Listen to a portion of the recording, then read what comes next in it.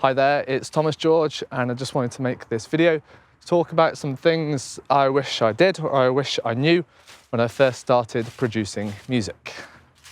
So the first thing is, don't really care what people think. Obviously you have to care what people think in some way, shape or form, or you might just be a crazy person running across the street naked, which is what I don't recommend doing. But in terms of releasing your music, you have to just do it. The first few songs you do, they're not going to be great, realistically. And hopefully, the music release gets better and better. But really caring what people think can, really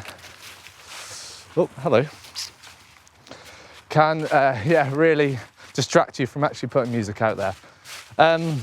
Maybe some people don't like it. Maybe it's not that great, but you just have to get used to putting stuff out there. You have to get used to releasing your music, releasing any music videos, anything really, professional photo shoots. Yeah, it can be a little cringy at times, or you might think it's a little cringy at times, but you really have to put yourself out there if you want to be a music producer, if you want to be an artist, you want to be a video creator, anything like that. I've got loads of unreleased songs, loads of unreleased videos. But yeah, sometimes though, some of the stuff isn't very good.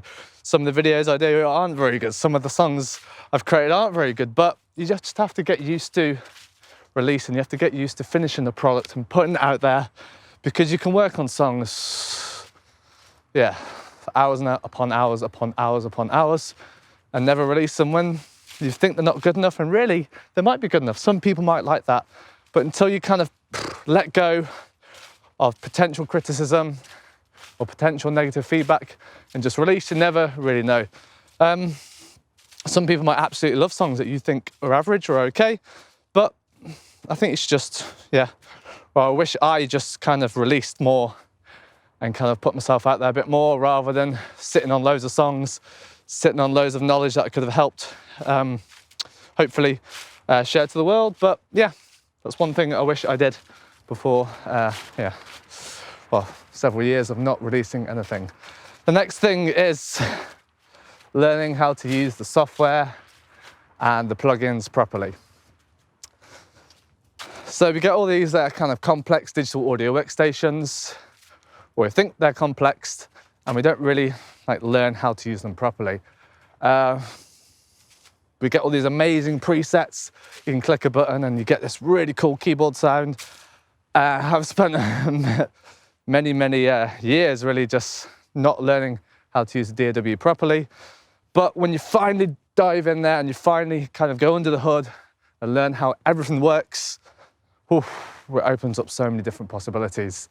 For example, myself as well, a lot of people I know, they've been producing a long time and they still don't really know how a compressor works until they finally take that leap and get the manual out and learn how to do it properly. You've got to geek up, you've got to nerd out, which is what I do now when I'm learning how to use software, but I wish I did that from the start. I wish I kind of didn't really use presets. Presets can be a great starting point, but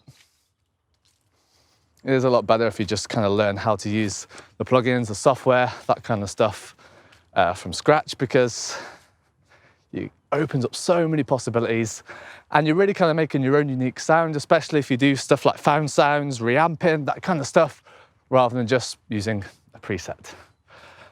And the next thing I wish I did from the start, invest in gear. I remember I used to have so many little terrible microphones, so many cables that would break, really old, terrible MacBooks, because I didn't want to spend the money. But really, investing in a few simple, well-made, moderately expensive bits of gear can make a big difference. You don't have to go out and splash your cash on a load of U87s or anything like that. Just like a decent preamp, or a decent audio interface with a decent preamp, decent microphone, can go a long way, instead of just collecting loads of terrible SM58 knockoffs. Try and get a few decent microphones. Room treatment's important, decent pair of monitors, rather than just trying to do everything on the cheap, because it's never really going to sound as good. So yeah, I wish I, instead of had loads of terrible bits of gear, I wish I just had a handful of decent gear and equipment from the start. Okay, and the next thing I wish I did when I first started producing music is go to networking events. Because there's loads of other people on this journey with us, there's loads of producers, and sometimes it's quite hard to find like-minded people. But if you go to a very specific networking event, don't just go to like a, I don't know, meetup.com or something, just go to some like general specific networking events, ones you have to pay for, and hopefully you should network and meet some really interesting people there. There's loads of cool ones. Amsterdam has a really great dance music event every single year. Ableton have their Loop event. There's loads of ones for like marketing, that kind of stuff, if you want to learn how to get your music out there, not just create the music. But yeah, I wish I went to a lot more events to meet a lot more like-minded people. There's certain things like universities where you can meet a lot of people on a similar journey.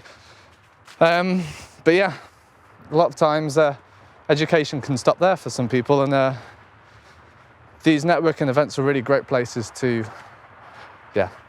meet people. You get all the guest speakers, and a lot of times you can get these speeches, the talks on the internet afterwards. However, it's not always about the guest talks. A lot of the time it's about kind of the mingle area, walking around, meeting people, finding out what interests, what areas of expertise they have, how you might be able to collaborate. I've collaborated with quite a few different people from these networking events, and it's really a great way to kind of get yourself out there and find people who are on the same journey as you, and they might have a slight advantage at a certain area of expertise that you don't.